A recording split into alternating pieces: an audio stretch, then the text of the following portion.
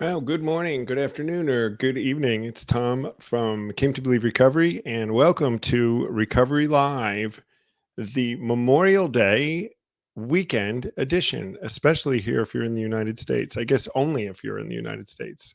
Uh, Memorial Day weekend, the classic start to summer, especially here in New Jersey, where I am. Um, just excited to have everybody on board. We got so many great things to talk about today, retreats that have happened, things that are going on in the future. Got two great guests today. We're going to talk about how we appreciate the little things that have maybe turned into big things in our lives. Um, I was just thinking as I was coming on, it's Memorial Day.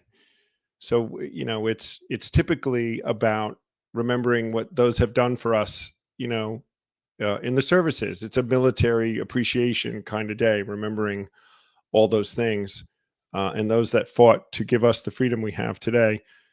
But, there's some things going on in the world today, and we want to just recognize that here, I think, on Recovery Live, I do anyway, that while we're not political in Came to Believe Recovery at all, we take no political stance. We're not under a rock, and we live in this world.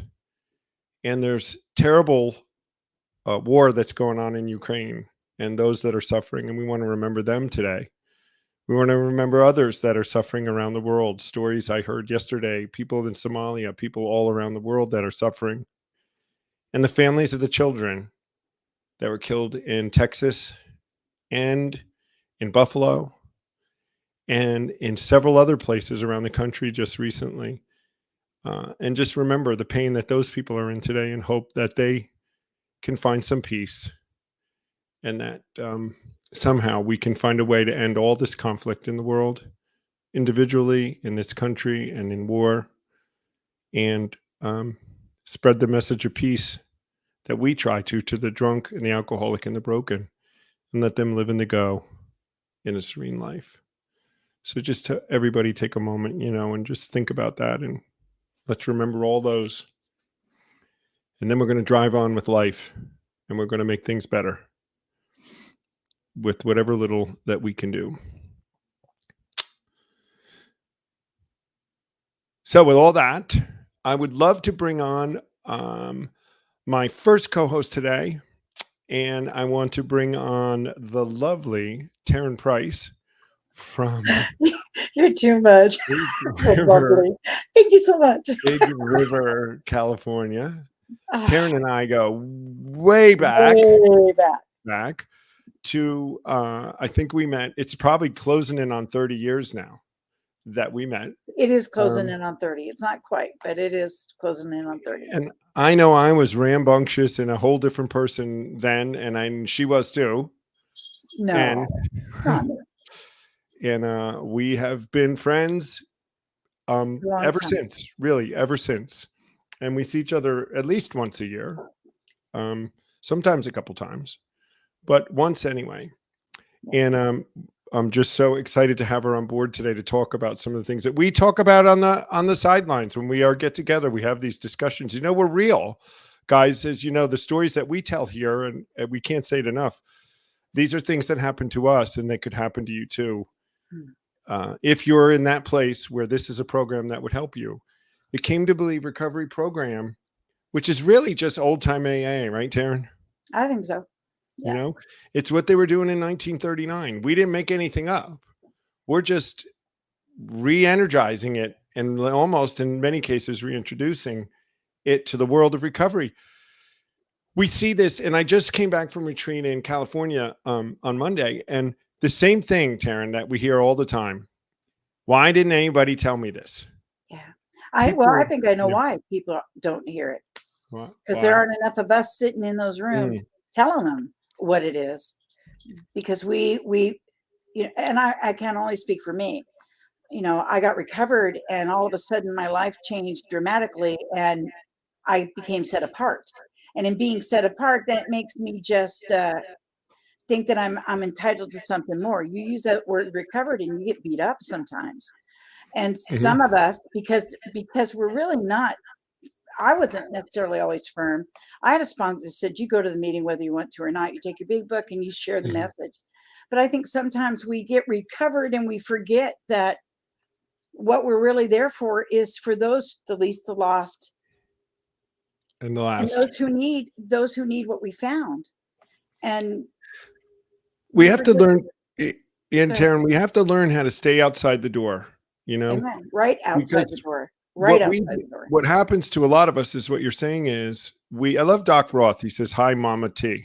Yeah, that's me. Yeah, he's a you know what, kiss brown Hey, he noser. was there with you and me the very first time He was we met. there. He You're was right. right He there was between there. us, so he was there. Um, we Melissa McMahon of South Hi, Wales. Melissa. She is a regular on the show with us. Hi, Melissa. How are you today? Sherry, it's Pittsburgh. Love Pittsburgh. Used to love the Pittsburgh Pirates when I was growing up. I guess I still love them. National League. So we can go there, Don. They're National League. Until they come up against the Yankees, they can be okay. There's D there. We know D's on holiday. I know that little secret. But I think what happens, Taren, and we were discussing this a lot at the retreat this weekend, is that people get into our program and then they insulate and they go off and they be in their own little group. And Right. they forget that they have to stay, they get inside the door and they like being inside the door, which is good. But we're most effective when we're outside the door. We have a message that is the message. And it's been a challenge for me to keep people outside the door. And I think I pulled some people outside the door in California that were way inside thinking they could scream from inside. And it wasn't working, they were saying. Now, if you guys watching us don't have any idea what this inside outside the door is, it's a poem by Reverend Shoemaker. And you can just, all you have to do is Google it. I stand by the door. It'll come right up. And it's a poem that was written about his stance, really. And I think he wrote it with and shared it with Bill Wilson about the stance we should take. Amen. Right. Which is that we stay outside the door. And the door is that door that crosses us too far into the church community. As we get closer to that, personally, it's wonderful. But when we want to reach the least, the less, and the lost, being outside has proven to be the place to be. Wouldn't you agree? It was the it was the door that I stood outside of before I ever came in. And I stood outside for 5 years watching all of these people going, I don't think that can happen for me. And I watched a life transformed in front of me. And that life transformed in front of me kept telling me the truth. And I really wanted the truth. I had been seeking the truth since I started getting, since I started living out wrong anyway. And so it just, to know that there's somebody there that says what's in there, I can be a part of. I am worthy of that. You know, as a recovered alcoholic today, I know that. But I know that today. But when I even first got recovered, I wasn't always sure of the footing that I was on. I knew the foundation was good, but I was the one that was kind of wobbly. I was a weeble. I wobbled, and sometimes I fell down. So it wasn't that I had to go back out, but I had to have that. I'm sorry. We have a phone ringing. I'm gonna mute myself. Yeah. Phone rings sometimes. All right, let's do this while Taren's answering the phone. I'm gonna walk in and find him. So I stand by the door. I love that. Did you pull that out of there, Cassara? Cassara's behind the scenes running our stream and our comment section today. Welcome and thank you, Cassara, for being the master of ceremonies and our boss. Let's bring Don Z from California on to join the conversation. Where are you specifically, Don, in California? In Saratoga, which is near San Jose, which is the biggest little metropolis around here, about 45 minutes south of San Francisco. I had the pleasure of the hospitality of the Zonics home while we were out there for retreat several months ago. It was wonderful. Don is not new to recovery, but he's new-ish between Taren and I and Don. He's newish to the Came to Believe family. And I think, Don, you started with us during 2020, right? During the pandemic? You betcha, yeah. Through a God incidents, big circle with a dear friend of ours, Dale Marsh, who I've known for a couple decades. The door opened to just attend a virtual retreat. And I did the first time. I just said, whoa, what's up with this? And then I did it again because one was never enough, right? And you know, and I just found myself praying after that when I said, God, why do I like this so much? Why is this so important to me? And then I heard the whisper that, well, there was a 93% success rate here. Mhm. And that's just not been my story and my beautiful life adventure in secular recovery. It's far from that. So glad to have been invited into the Came to Believe family and be an active part of it. Appreciate everything that's going on here. And Don, for all you guys, has turned, not only has he been involved with us, but he has grown into being one of our leaders and step teachers, and he attends retreats and he helps us teach, along with Taren. Obviously, Taren is running a retreat in Prescott, Arizona, which is one of the next on-ground retreat for Came to Believe coming up is in Prescott, Arizona. If you're in the area, there's still spaces available. Come join us. Even if you're not in the area, if you're willing to travel, it's worth the travel.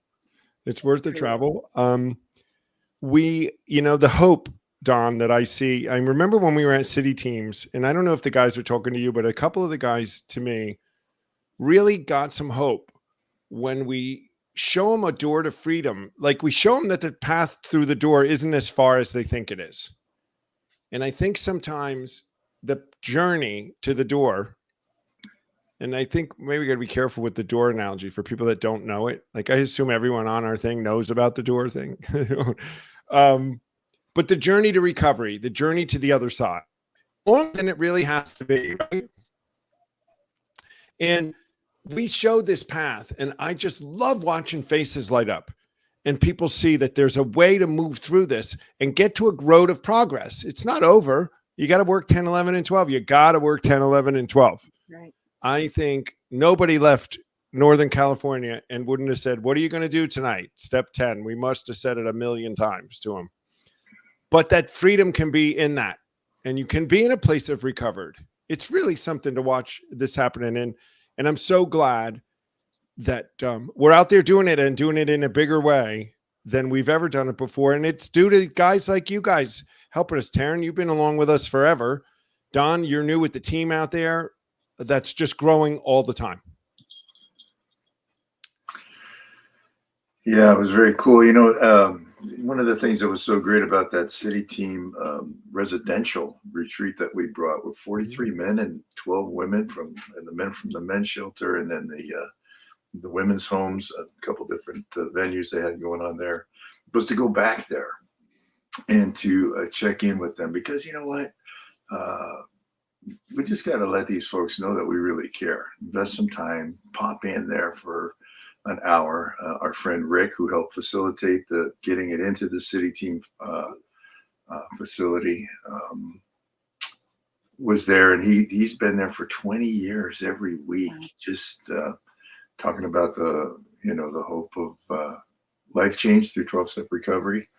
And it's just such a blessing to go back in there, look them in the eyeballs, look these people in the eyeballs that are in their program for a year after they crawled out of the gutter. And then they hear them talk about, yeah, I'm recovered. I can't wait. I'm lit up. And they start sharing their plans with you because you're familiar to them. You know, so it's like, well, you can hang at the door, but you got to walk back inside the door sometime too. You do. Just to say, hey, yeah, man, we care. Let's do this thing together. Let's hold hands and do this together. And it was really interesting, Don, even more so, is that City Team kind of changed their program. Exactly. Now, and they've, at least the recovery part of it, they're wanting to adapt the method that was so successful from the beginning. They saw the wisdom of it and the effectiveness of it. And that I'm sure we'll be back in there. I'm told by Rick that we'll be back in a couple times a year as they cycle people through to do the jumpstart retreat. It's really important. We jumpstart them and then off they go. It's really, yeah. Yeah, there's a lot of resources in these facilities that they get to go in by the grace of God and the generosity of God for a year. I mean, if you figure out how much that costs for one of those people to go through a program like that, it's kind of a waste of resource if you don't come out of there being recovered. I mean, you can learn how to write a resume and get a job and all that good stuff, but that doesn't address the the recovered person, the soulish need that we have, that we find through a program I came to believe in. Bam. I don't think it's wasted. I know it's money, okay? But I don't think there's anything ever wasted in this kingdom that we live in. And I say that because the seeds that were planted in me held for 5 years before they ever even got me to accept the tenets of what was sitting in that big book. I had living proof of it right in front of my face of what could happen to change. And so just the idea that we plant the seed, to me, and this is just me, and I'm an old stickler, and I you know, I feel blessed because of the legacy that has been handed to me by Grace Snyder, Mary Jo Robinson, Liz Rogers, Kathy Walker, Jack and BJ Rapp, Stephen Sue Foreman. I am Dale and Carol Morfitt, because they were the people that carried on the legacy of Clarence. AA is AA. We have to remember to tell these people who the focus and what the focus is. Those 12 steps are the same. We enrich them by the way we live our lives. I live my life in 10, 11, and 12 because someone told me that's how I had to live my life. And if there's no one saying that in those rooms, the seed doesn't get planted. It doesn't get heard. If I'm not living my life in every arena of my life, that's when I go to school, when I go to church, when I'm driving my car down the street, when I'm in line at the grocery store, if I'm not showing that personage of my life changed, I'm sowing seeds for the whole world, not just people like us, but people like us check us out because we spot it, we got it, we know what we look like. And we're scary to people when you're living in that life. Because that man that walked me through, I was petrified of, because I saw him when his clothes were wrinkled. I saw him when he was almost ran me over drunk in a truck.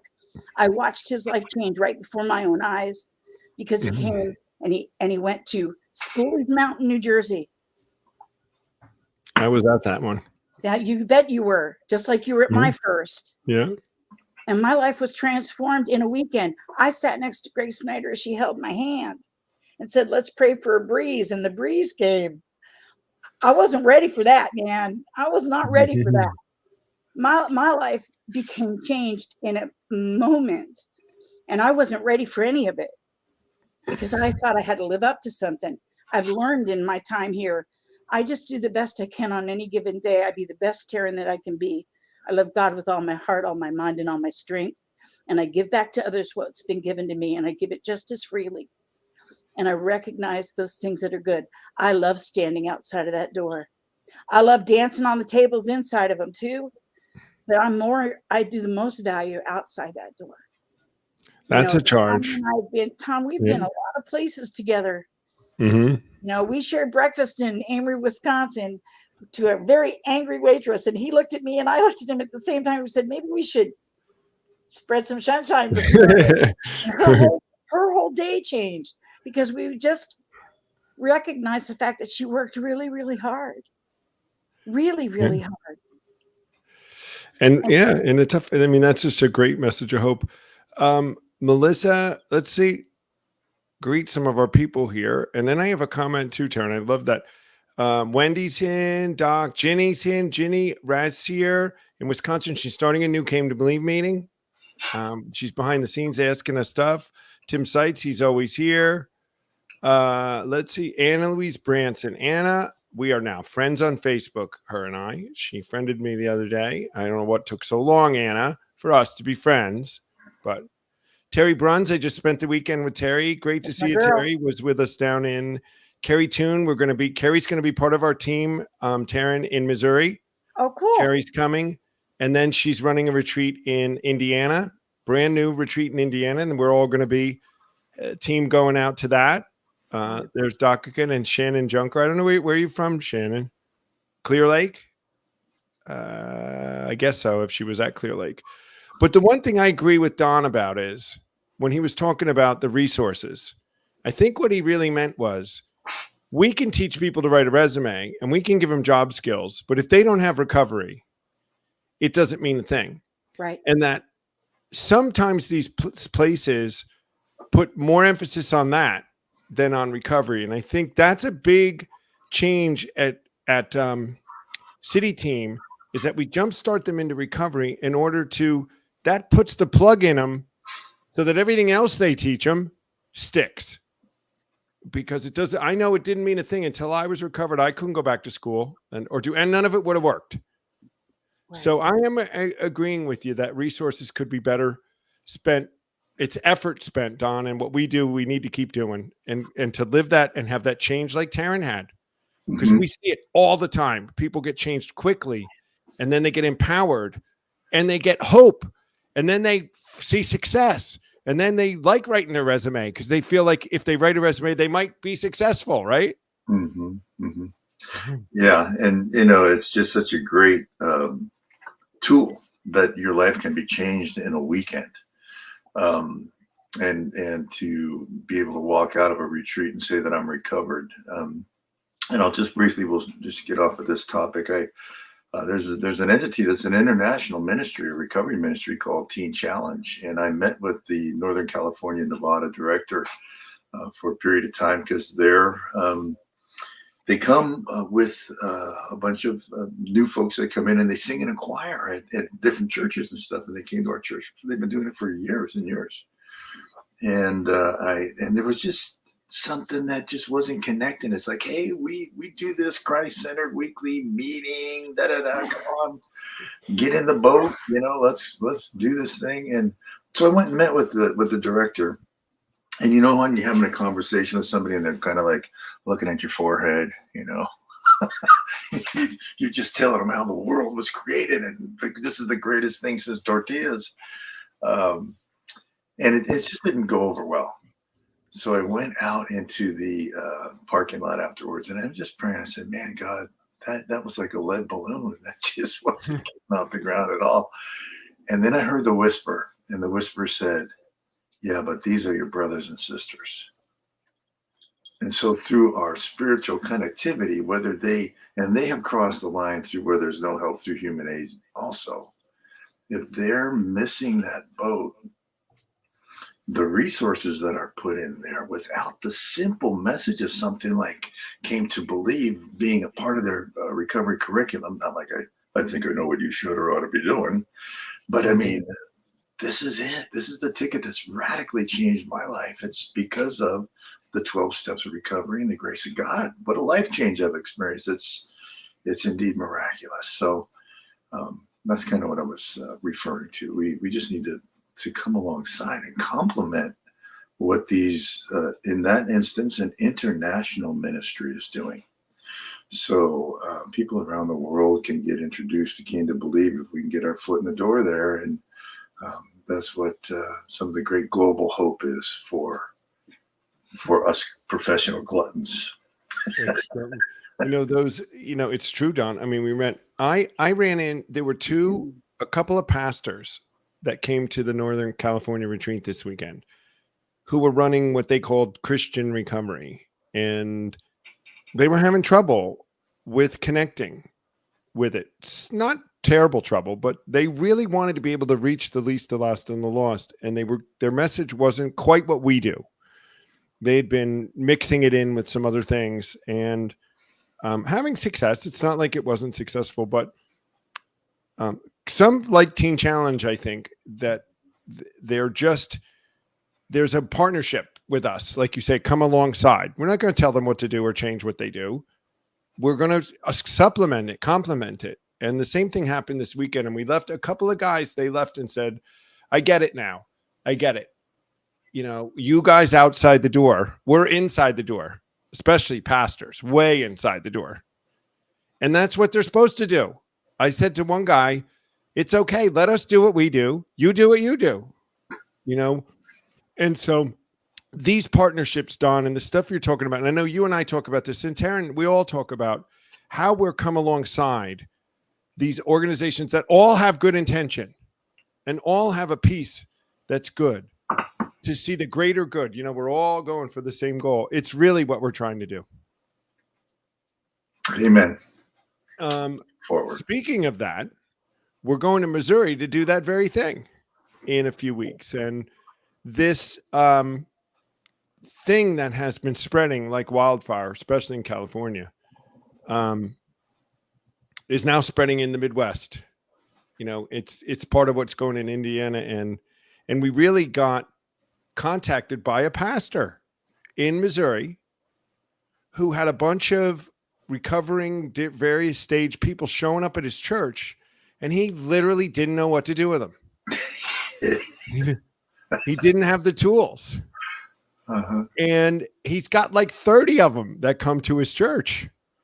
And he's humble enough and wise enough, I think, to know. He said, Tom, I don't know what to do with these people. So he found us on Recovery Live, and he found one of our other leaders at a church meeting he was at and heard about us. And this lit him up, and he contacted me. And one thing's led to another. And we're going out there. The team, Taren's coming with me. Carrie's coming. Dale Barker's going to come. Alicia's coming. And maybe Don Z, we're going to talk about it after this, join us out. And we're going to see the retreat out there. But this is what we want to be doing. Reaching the least, the last, and the lost, and helping those who don't know what to do about addiction and recovery, because we do have the answer. So it's really exciting, Don, that these things that are happening, it's not by accident. Right, brother? Amen. And I love that the whole thought of just complementing this thing. Right. Because the way that we know how Came to Believe fired up, and the God of the founders is the God of all 12-step recovery, all of the programs that are out there, and the God of all the non-anonymous churches with the crosses on them and everything. And if God's remaining anonymous in those rooms, and we have a bridge that people can cross over when their lives become unmanageable, this is what our specialty little ministry is within the body of Christ, to just kind of like, hey, this is what we do. Because there's been just so much heartache that you see somebody that's in the faith, and they're one of us, and they think that church attendance can take care of all their business without and blowing through the 12 steps and all that because of spiritual pride or whatever their issue is. And it's heartache. It's heartache. And you know, and along with that, which is directly, people really, you know, that's a part of our mission where when people are really directly asking us for help, we've had, you know, as you guys have been watching this, we've been trying, and we are going to move in a direction for even those that aren't quite asking for help yet. You know, we've talked about harm reduction and those efforts that are going on in communities that we ought to be doing at some level, even those people that aren't ready for help yet, because they need something to eat, they need something to sleep, these needs. And it was an element that I think Came to Believe was not addressing, and I think it's something we should. So it's those partnerships too, Don, that we seek to just partnership with community organizations, whether they're faith-based or not. What do we care? It doesn't matter to us.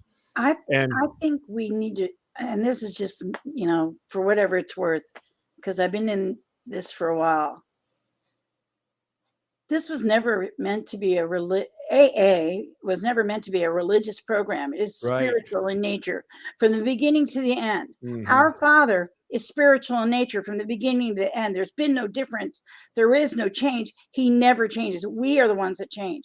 And we don't change because we want to, because I don't know about you guys, but I resist it.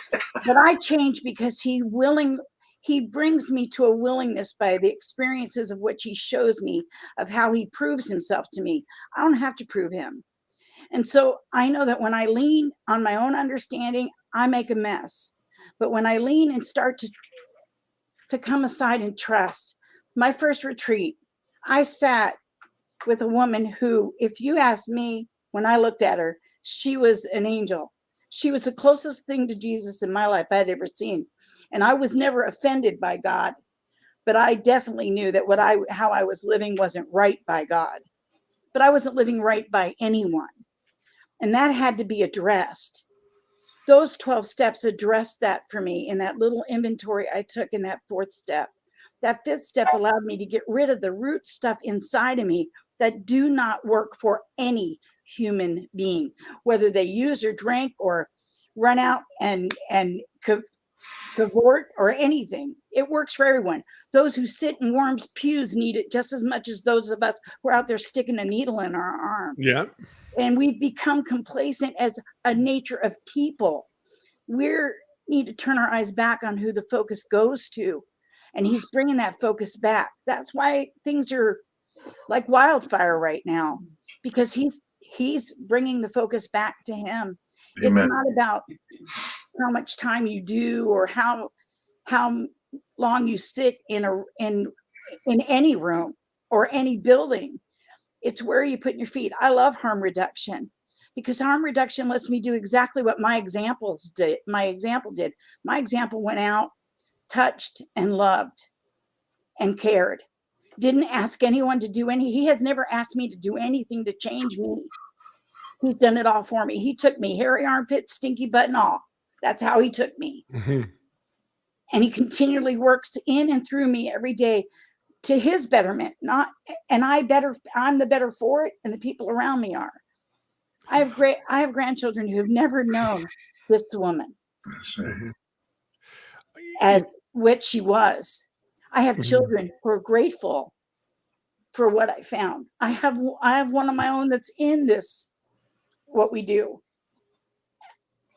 That couldn't have happened without those little tiny building blocks, those things that our topic was about. What do we treasure?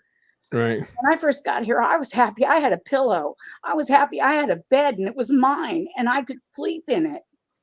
Because for a long time, I forgot that I didn't have one. I don't ever want to lose sight of what was given back to me. I was given a life. I didn't have one.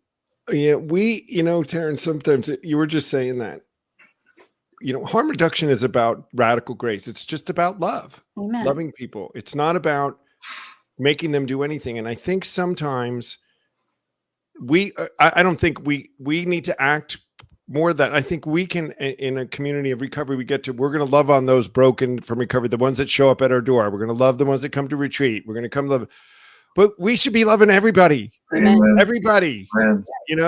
At wherever their level is. Let's practice radical grace and love, regardless of who we run into every day. If it's the waitress at the pancake store that's there, if it's the airline stewardess who I don't wake up in the morning and go, oh, I think today I will be joyful. Oh, today I think I will be kind. Either I am or I am not. Well, I mean, I do the 4 absolutes every day to just get me started. I want to be honest, unselfish, pure, and do everything in love. But that's going to drive us. We do have a message for the addict and the broken. That's our mission. But our message is love. Yeah, first and foremost. We need to be in all of these places and practicing in that. And so we're going to keep going. We're going to seek partnerships everywhere and seek the ability to reach all kinds of broken wherever they need to be reached with whatever tool we can give them to help them.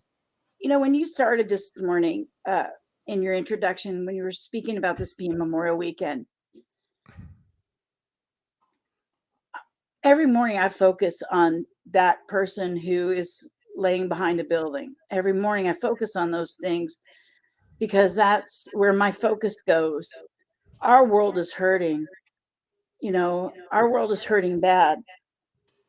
And that's what we need to remember, is that we don't have to be hurting the world anymore. We can be helping. Right. We can be helping. We got with this, we went off on wonderful stuff that we needed to talk about. And I hope our listeners, especially from the comments, I think it's really encouraging, the things that we're talking about. It's truth, and it's important.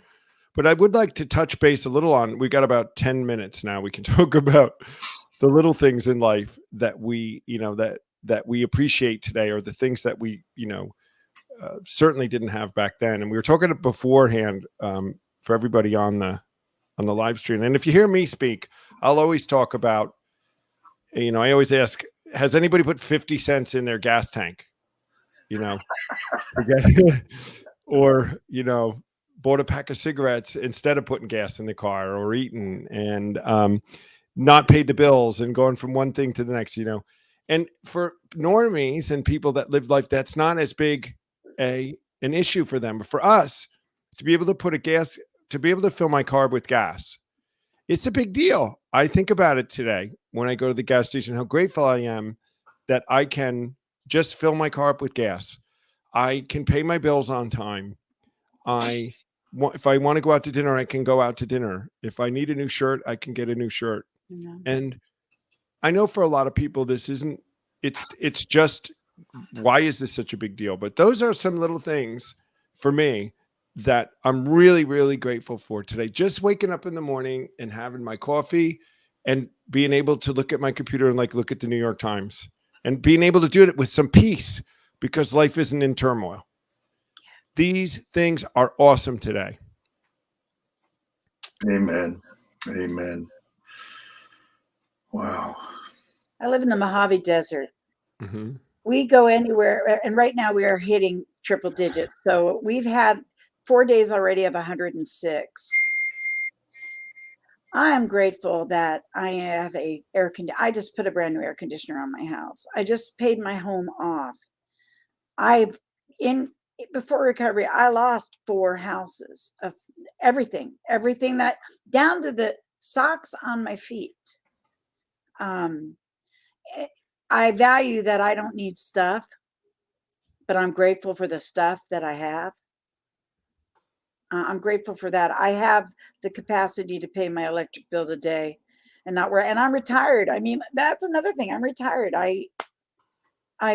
Those are the things today. But when I got here, I remember coming home from retreat, cigarette smoking was removed from me. I didn't even ask for it to go. I didn't even really want to quit smoking, and cigarettes were taken from me. And it's 27 years I've been cigarette free, without any hiccups, without any of that stuff that comes when you the cold turkey in it. Yeah. Did you see Anna was able to buy a new car just recently? Yes, that's fabulous. These are things that happen when we get recovered. And I love Dee's comments that the steps are here to recover, right? Recover from whatever. It's how to recover. When you're ready, it's time we have the answer. What about you, Don? What do you appreciate today or significant when you got yourself out of the hole? Well, when we were talking about this or heard about the topic, the first thing that came to my mind was, and I don't know what your background was before you got here, but I had intimate relationships with the corner studs of my garage. I was just isolated, just a human being, just wasted, and I was emotionally unavailable. I mean, from stuff that happened way back when I was like 6 years old in my life, I just shut off. And then a friend I was about 2 weeks sober, and I was one hot little mess there. He said, "Come on, let's go fishing." And he took me out to this beautiful place on the river. First time I'd been out of the city since I got sober. And I sat on this rock and I just wept, because God, I got lit up with a hope, with a touch of grace that I never knew existed. And I just wept, and this stuff happened. And when you're supposed to leak, you're supposed to leak. It doesn't matter if it's at a riverside, in your living room, or wherever you're at. And that simple little thing right there was so impactful to me. And then I'll just fast forward to just like things that happen every morning in my house, like you're talking about getting on a computer and reading the newspaper and how cool that is, and not having to put 55 cents in your gas tank now. But when I just sit there and on my, with my first cup of Zonic tonic, have that beautiful little coffee blend in there, and got an alarm clock coffee pot nowadays too. Ooh, man, we're happening. But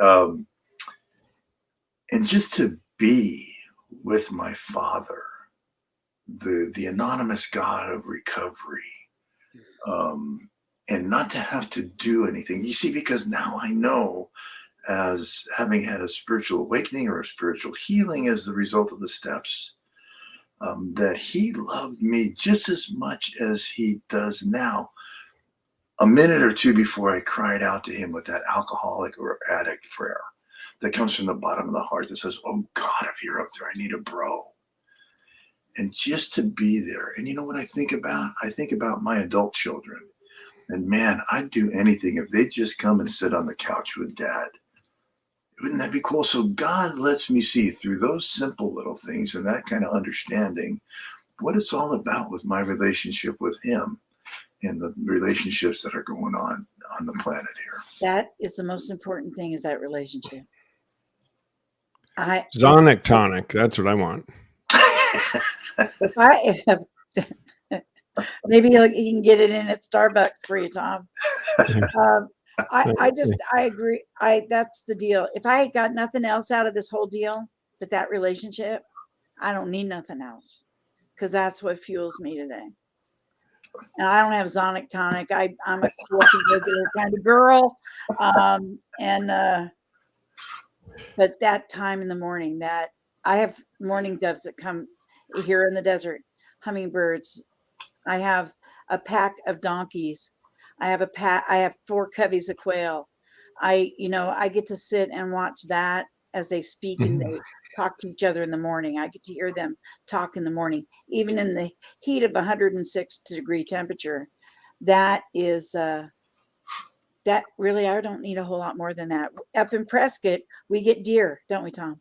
Yes. We had deer every year. They come in and grace themselves with us. Sunday morning, they at least 3 always show up. So those are the things that tell me that I'm an okay kid and I'm his. And Yes. and I'm approved. I said to someone the other day, I'm signed, sealed, delivered. I'm his. And so yeah. I love that. I am, the next day was anxious for us back in the time. Today, literally, I go to sleep thinking about, I can't wait to wake up and go to the gym. Yeah. I mean, but like Nicola says in one of our videos, I woke up, I want to show up for life. Yeah. And I go up and I love going to the gym and being alive and seeing what the day is going to bring. I just do. And we see that whatever it is that you do when you wake up, it's not always the gym. Somebody does other things. You guys are saying you have that peace and quiet time. And I always have that before I go to the gym.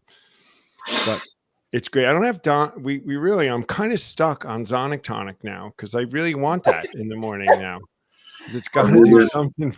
There's a Kona blend in the morning, and then there's a nice little refreshing afternoon blend for when it gets. I'm sure there is. I got my Jamaican Blue Mountain. I have Maxwell House medium roast out of the little percolator that sings to me, and it works. That a girl. But we've been emphasizing this even more and more at retreats, because we know it's a key. Don and Taren have known this, that if you don't do your 10, 11, and 12, if you don't continue to grow, if you don't continue to press in, you don't get that growth like we've seen in that.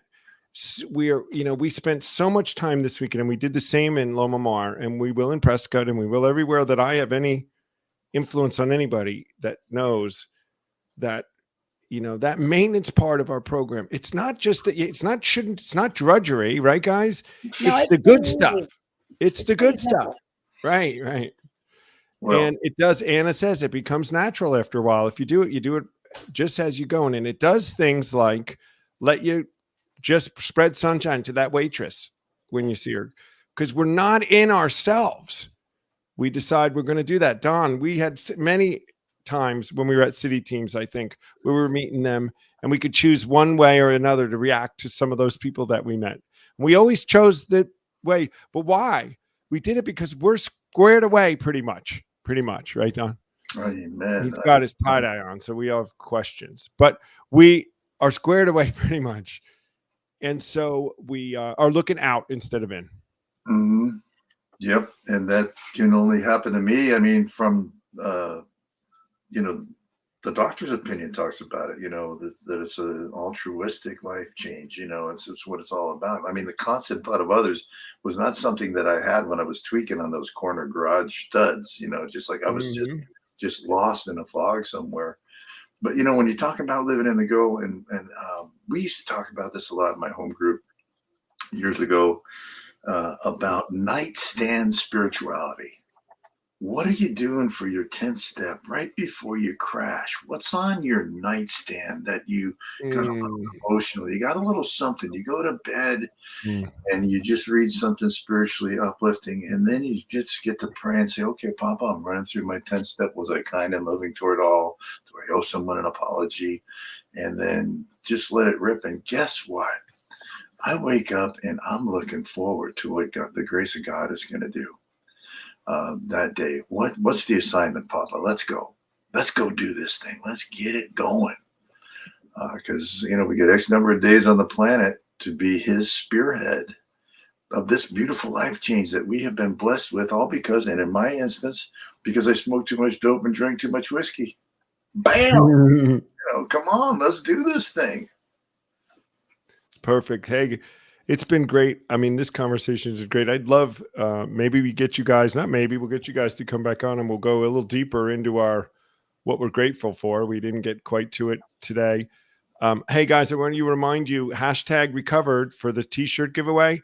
I didn't see any yet. We're getting ready to do it in a couple minutes because Sarah's behind the scenes ready to run the contest. If you want a shot at winning a t-shirt, we want to remind you, if you win, you got to give us your address. We've had some people, they win and they don't give us their address. And we're like, we can't send it to you if we don't know where you are. It was really a pleasure hanging out with you, Don. I'm Oh. glad we had this moment to get to know each other a little bit better. You bet you. Tommy When I see you, Go Yankees. I got a squeeze for you, girl, when we do meet. Well, you better talk to Tom about squeezing me because I squeeze pretty tough. I squeeze pretty hard. She squeezes back. So thanks, guys, for coming on. I hope you guys have a wonderful Memorial Day weekend. And you're doing something fun because, as Terry Brunn said, we are not a glum lot anymore. We go out and we live our life, and we're allowed to enjoy those things in life. Seeing you do what? Sisters in Christ. Can I put a shout out to the girls Put that got us through the pandemic? I want to, Melissa, you're part of that. So glad you're coming to the USA. Thank you so much, girls, for your support, your love, and your prayers. I felt them all today. So that's all I got there. All right, guys. Thank you. Peace. Have a great weekend. And then we will let's let a couple more minutes. I know Sarah's behind the scenes today. Let a minute ago. We're going to give you another minute for the hashtag recovered, guys. It's so great to see those guys come on, the team and leaders around the country. We'll be in Prescott in July. We're going to be in Indiana in August, and then we're going to be starting back in Florida and all around. We're back at Northern California in September.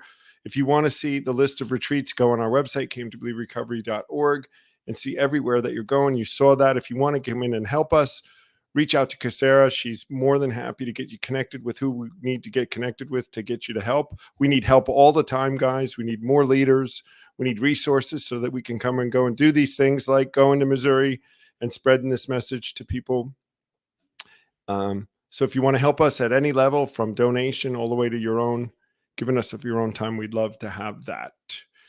And I guess Terry's going to be in Prescott. All right, hashtag recover. How many do we have on?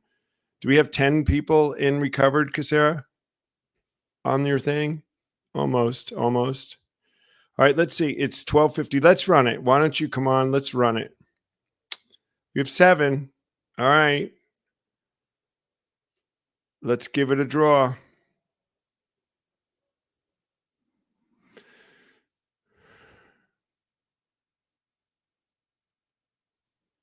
Amanda Gaylord, yay. Amanda, if you send us your address in the private chat, private message on our Recovery Live, or send an email to Casera, we can get you a t-shirt. Lisa will send it. It really should go to Lisa. There you go. I like that. Sarah's like, send one to Lisa. She doesn't need any more to do. Yay, Amanda. And Lisa will be happy to get a shirt out to you right away. I want to thank everybody that's on the show today for watching. I hope you got something out of it. Again, everybody have a wonderful, wonderful. Oh yes, D. Always there's happening in the UK, and we have some UK people on here. There's through the summer. I think there's one in Kent, and then in the spring, and in the fall. I mean, there's retreats in the UK and Wales, and so there's help for you. And we'd love to spread all over the world, one country at a time. We'll move on, but have a great Memorial Day. Let's remember those servicemen.